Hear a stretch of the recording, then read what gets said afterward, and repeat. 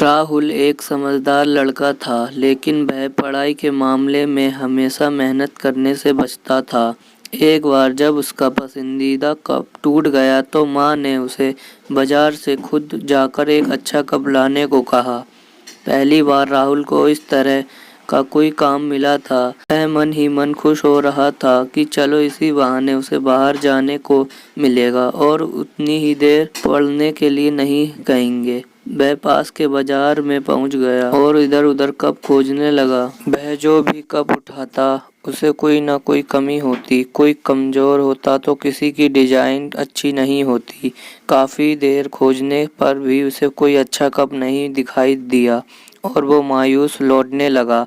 तभी उसकी नज़र सामने की एक दुकान पर रखे एक लाल रंग के कप पे जा टिकी। उसकी चमक और खूबसूरती देख राहुल खुश हो गया और झट से दुकानदार से वो कप हाथ में ले देखने लगा। कप वाकई में बहुत अच्छा था। उसकी मजबूती, उसकी चमक, उसकी शानदार डिजाइन, हर चीज़ परफेक्ट थी। राहुल ने वो कप खरीद लिया और घर चला गया। रात को भी वो कप अपने साथ ले बिस्तर पर लेट गया और देखते देखते उसे नींद आ गई। वह गहरी नींद में सो रहा था कि तभी उसे एक आवाज़ सुनाई दी, राहुल राहुल। राहुल ने देखा कि वो कप उससे बातें कर रहा है।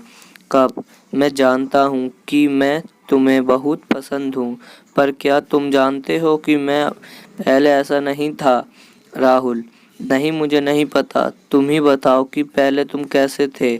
कप, एक समय था जब मैं मामूली लाल मिट्टी हुआ करता था। फिर एक दिन मेरा मास्टर मुझसे अपने साथ ले गया। उसने मुझे जमीन पर पटक दिया और मेरे ऊपर पानी डालकर अपने हाथों से मुझे मिलाने लगा। मैं चिल्लाया कि अब बस करो, लेकिन वो कहता रहा अभी और अभी और।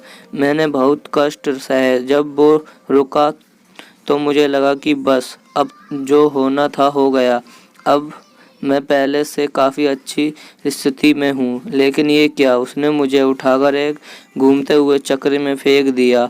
वह चक्का इतनी तेजी से नाच रहा था कि मेरा तो सर ही चकरा गया। मैं चिल्लाता रहा, अब बस, लेकिन मास्टर कहता अभी और अभी और वो अपने हाथ और डंडे से मुझे आकार देता रहा तब तक कि मैं एक कप के शेप में नहीं आ गया। खैर, सच कहूँ तो पहले तो मुझे बुरा लग रहा था, लेकिन अब मैं खुश था कि चलो इतने कष्ट सह कर ही सही अब मैं अपने जीवन में कुछ बन गया हूँ। वरना उस लाल मिट्टी के रूप में मेरी कोई वैल्यू नहीं थी। लेकिन मैं गलत था। अभी तो और कष्ट सहने बाकी थे। मास्टर ने मुझे उठाकर आग की भट्टी में डाल दिया। मैंने अपने पूरे जीवन कभी इतनी गर्मी सही नहीं थी। लगा मानो वहीं जल कर भस्म हो जाऊंगा। मैं एक बार फिर चिल्लाया, नहीं नहीं, मुझे बाहर निकालो, अब बस करो, अब बस करो। लेकिन मास्टर फिर यही बोला, अभी और अभी और कुछ देर बाद मुझे भट्टी से निकाल दिया गया। अब मैं अपने आप को देखकर हैरान था। मेरी ताकत कई गुना बढ़ गई थी। मेरी मजबूती देखकर मास्टर भी खुश था।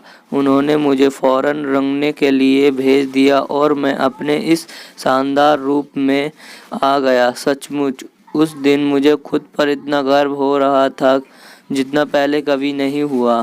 हाँ, ये भी सच है कि उससे पहले मैंने कभी इतनी मेहनत नहीं की थी, इतने कष्ट नहीं सहे थे। लेकिन आज जब मैं अपने आप को देखता हूँ तो मुझे लगता है कि मेरा संघर्ष, मेरी मेहनत बेकार नहीं गई। आज मैं सर ऊंचा उठाकर चल सकता हूँ। आज मैं कह सकता हूँ कि मैं दुनिया के सबसे अच्छे कपों में से एक हूँ। राहुल सारी बातें बड़े ध्यान से सुन रहा था और जैसे ही कप ने अपनी बात पूरी की उसकी आंखें खुल गईं। आज सपने में ही सही, राहुल मेहनत का महत्व समझ गया था।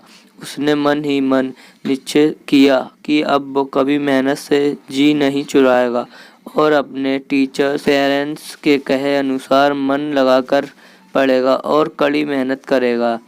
इस कहानी से हमें कड़ी मेहनत करने की सीख मिलती है, फिर चाहे वो पढ़ाई हो, खेल हो या कोई और चीज़। अब आपने सुना भी होगा, कड़ी मेहनत का कोई विकल्प नहीं है। इसलिए अगर आप अपनी लाइफ में सक्सेसफुल होना चाहते हो तो कभी हार्ड वर्क से पीछे मत हटिए। याद रखिए, जितना बड़ा संघर्ष होगा, जीत उतनी ही शानदार होगी।